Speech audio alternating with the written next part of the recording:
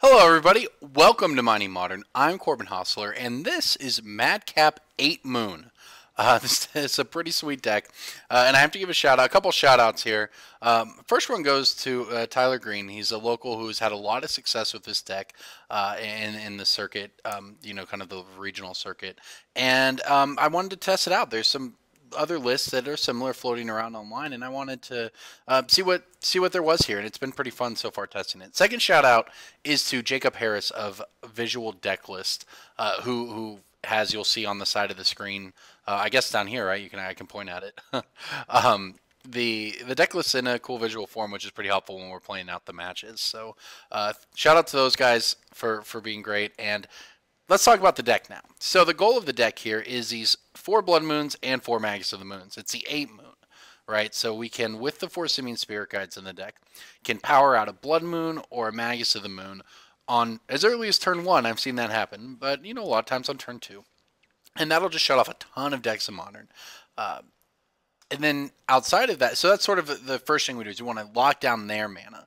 Now what we can do is take advantage of the Madcap Platinum Empyrean combo. And if you don't know what that is, it's Madcap Experiment. You reveal cards that hit an artifact you put into play, then you lose life. Deals damage equal to the number of cards revealed this way. But this comes into play, your life total can't change, and because this comes into play as part of casting this card before this would actually deal damage to you, your life total can't change. You don't lose any life, so it's just a 4 mana get a Platinum Empyrean out of the deck, which is obviously very strong.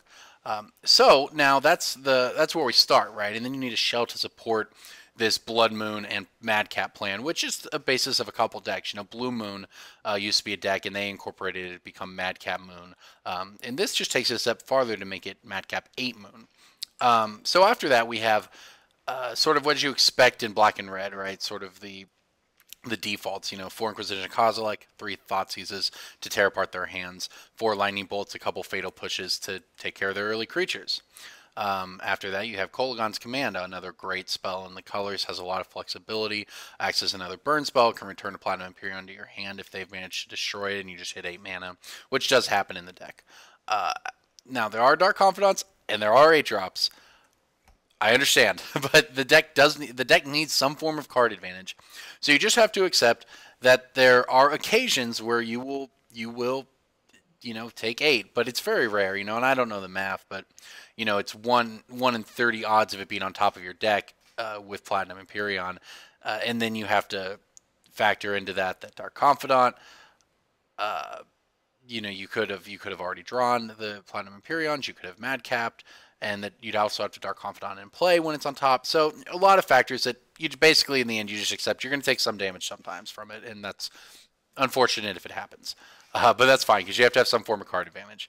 Pack Rat's a pretty good way to discard your excess cards, whether that's extra Madcaps, extra Magus of the Moons, extra Blood Moons, and Pack Rat can take over a game on its own, especially if you've really locked them out. And it's another must-answer threat alongside the Platinum Empyreans. And then Liliana of the Veil to kind of round it out. It's another way to take over, again, another win condition that can take over the game on its own, while, of course, just being the best Planeswalker in Modern period, has a lot going for it in that sense. The lands, pretty much as you would expect, just a bunch of black-red lands, and but a couple Lava Claw Reaches, the creature land that sees no play, really, but it's pretty decent in this deck. It's a way to get another win condition in the game. Because a lot of times you'll stall out, and you get your Platinum Empyrean and a Blood Moon in play, but it becomes very dangerous for you. You can't attack. They have enough power to kill your Platinum Empyrean if they block, and you can't do much. So it gives you need other ways to win the game. That's what I've attempted to do here. So what I am actually going to do though is we're going to add one more black fetch land here, just because these Fatal Pushes probably demand, and this is one of the things with the list I noticed when I was playing. I wanted an extra fetch land to trigger the revolt on this. Moving on to the sideboard here, you can see Surgicals, as you'd expect, Graveyard Hate, 4 Anger of the Gods, because decks that give you problems that are sort of immune to Blood Moons, decks with a lot of mana dorks, and Anger of the Gods is great against them. Also great against Affinity, the works. You all know what Anger of the Gods does. Kalidas, little lifelink when it's relevant.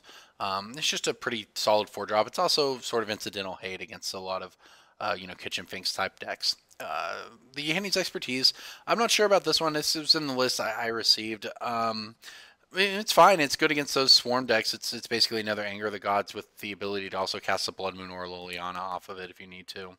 Crumble to Dust for Tron, because Tron, you can Blood Moon Tron, but the thing that people don't understand with that deck is unless you actually have a way to kill them, they're just going to hit 6 mana and play their Wormclaw, or more likely play Oblivion Stone and destroy your Blood Moon. So Crumble to Dust actually removes their mana while we're locking it out with our Blood Moon effects.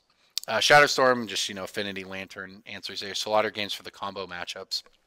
And this is a fun one in the sideboard. I'll pull it up for you guys up here. Havoc Festival. Again, it was in the list I've got. I actually haven't got to draw it yet in the games I've played against Control. But the idea is you board this in against the Control decks, so the really grindy decks where you expect to Blood Moon them out, but then more or less have a stalemate.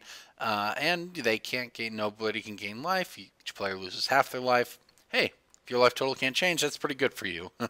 They also lose half rounded up. So if both players start equal, it will kill them first because it happens on upkeep. So whatever. We'll see how it works out, right? But that's the deck.